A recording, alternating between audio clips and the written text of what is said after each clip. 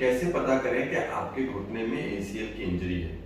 मरीज कैसे पता करे, डॉक्टर कैसे पता करे और रेडियोलॉजिस्ट कैसे पता करे कि आपके घुटने में एसीएल की इंजरी है? तो एक के बाद एक अपने इस टॉपिक को टच करते हैं। तो मरीज पेशेंट को कैसे पता पड़ेगा कि उसके घुटने के अंदर का लिगामेंट टूट गया है, फट गया है या एसीएल लिगामेंट में चोट लगी?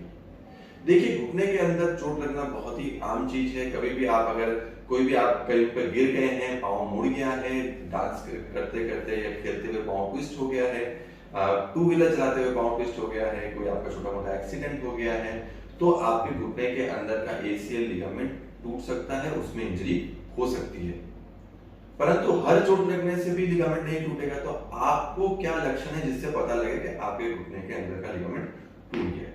देखिए, अगर घुटने में चोट लगने के उपरांत या घुटना ट्विस्ट हो जाने के या मुड़ जाने के उपरांत अगर घुटने के अंदर सूजन आती है और आप घुटने में चलने में पूरी तरह से समर्थ नहीं हो पाते हैं, तो काफी चांसेस हैं कि आपके घुटने के अंदर के लिगामेंट में इंजरी रहेगी।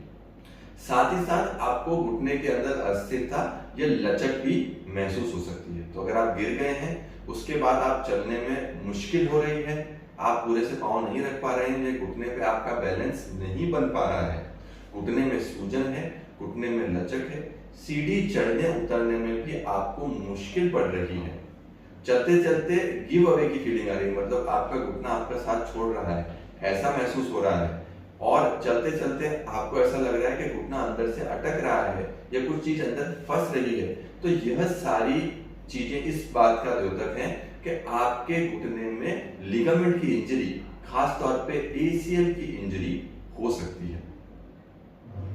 अगर घुटने में चोट लगती है, इंजरी होती है, तो घुटने में सूजन आती है। आमतौर पे इसके लिए हम फैमिली डॉक्टर्स को या रेगुलर डॉक्टर्स को या रेगुलर ऑर्थोपेडिक सर्जन्स को कंसल्ट करते हैं और उसके लिए दवाई दी जाती है।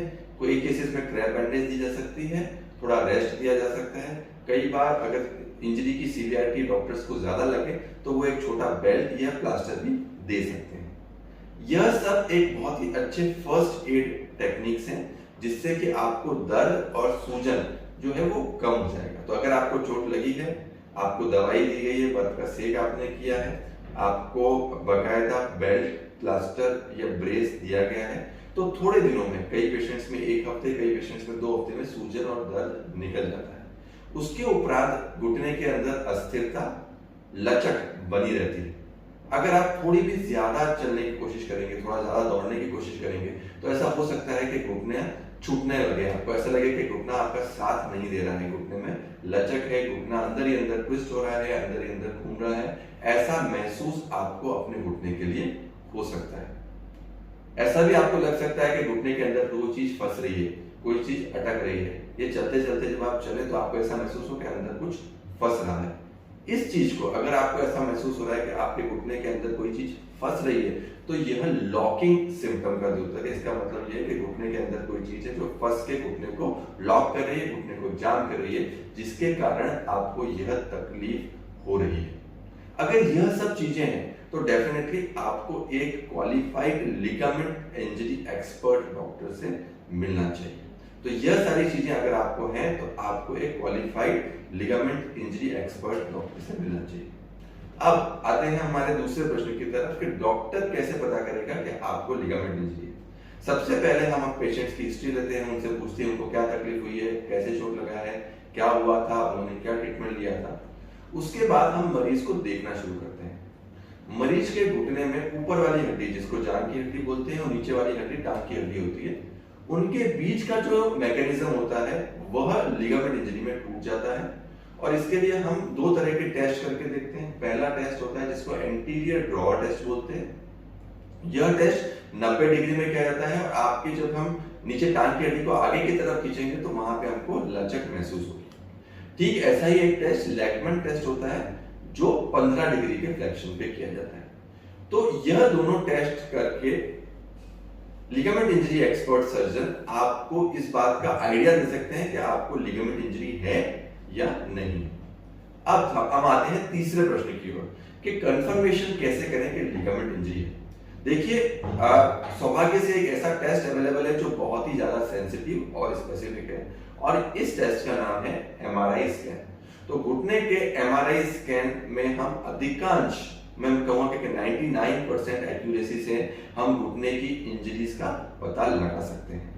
एक्चुअल फिल्म्स जो है वो ज्यादा महत्वपूर्ण होती हैं। रिटर्न रिपोर्ट कई बार मिसलीडिंग हो सकती है, ये करेक्ट नहीं हो, ऐसा हो सकता है, परंतु एक्चुअल अगर एमआरआई की फिल्म्स आपकी एक अच्छी एमआरआई मशीन पे ली जाती है, अच्छी एमआरआई मशीन का मतलब मैं मानता हूं कि 1.5 टेस्ला एंड अबव की अगर स्पेसिफिसिटी वाली एमआरआई मशीन है और उस पर आपका एमआरआई स्कैन एक सही सीक्वेंसिंग पे हुआ है, तो अधिकांश एसीएल इंजरी से कोई भी तरह की घुटने की लिगामेंट और गद्दी की इंजरी का हम डायग्नोसिस बना सकते हैं। एमआरआई इंजरी में anterior cruciate ligament, ACL ligament आप अच्छे से देख सकते हैं, और अगर उसमें छोटी से छोटी इंजरी भी हो तो भी उसको आइडेंटिफाई कर सकते हैं। यह एसीएल लिगामेंट एमआरआई में टिबिया से फीमर मतलब टांग की हड्डी से जांघ की हड्डी में जुड़ता हुआ दिखाई देता है, और अगर एमआरआई में हमको ये उखड़ा हुआ नजर आता है जांघ की हड्डी से या टांग की हड्डी से, तो यह एसीएल इंजरी का द्योतक है, मतलब आपको एसीएल इंजरी हो सकती है। एक्यूट इंजरी में मतलब आपने चोट लगाई, आपने एमआरआई करवाया, उस समय आपको ऐसा दिख सकता है कि एसीएल में सूजन आ गई हो, तो ऐसा हो सकता है कि एमआरआई रिपोर्ट में आया कि स्वेलिंग इन एसीएल, तो एसीएल में स्वेलिंग आ जाए, एसीएल में सूजन आ जाए, वहां पर हाइपर इंटेंस मतलब सफेद कलर के सिग्नल्स आने लगे, और सबसे महत्वपूर्ण चीज है कि जो फाइबर्स होते हैं, जो रेशे होते हैं, उनकी डिसकंटिन्यूटी दिखेगी, मतलब वो रेशे जो है दोनों जगह हमको जुड़े हुए नहीं दिखेंगे, वो ब्रोकन दिखे, मतलब रेशे जो है वो बीच में से टूट गए। इसी के आधार पे हम एक क्लासिफिकेशन करते हैं और उसी के आधार पे हम मरीज का ट्रीटमेंट क्या होना है वो डिसाइड करते हैं। अगर आप अच्छे हमारे सेंटर्स पे जाएंगे तो वो स्पेशल एसीएल की सीक्वेंसेस, जिनको ओब्लिक सैजिटल और ओब्लिक कोरोनल सीक्वेंसेस बोलते हैं, वह भी आपको करके देंगे, जिससे छोटी से छोटी माइनर से माइनर एसीएल इंजरी को हम लोग डिटेक्ट कर सकते हैं। तो दोस्तों मैं आशा करता हूं कि एसीएल इंजरी के बारे में मरीज कैसे पता करे, डॉक्टर कैसे पता करे, और एक रेडियोलॉजिस्ट एमआरआई के द्वारा कैसा पता लगे, इसके बारे में मैं आपको पूरी जानकारी दे पाया हूँ। अगर आपको इसके संबंध में और कोई प्रश्न है तो आप हमको कमेंट बॉक्स में लिख के भेज सकते हैं, और आपको हमारी पर्सनलाइज्ड ओपिनियन चाहिए तो नीचे दिए गए व्हाट्सएप नंबर पर हमसे संपर्क कर सकते हैं। धन्यवाद।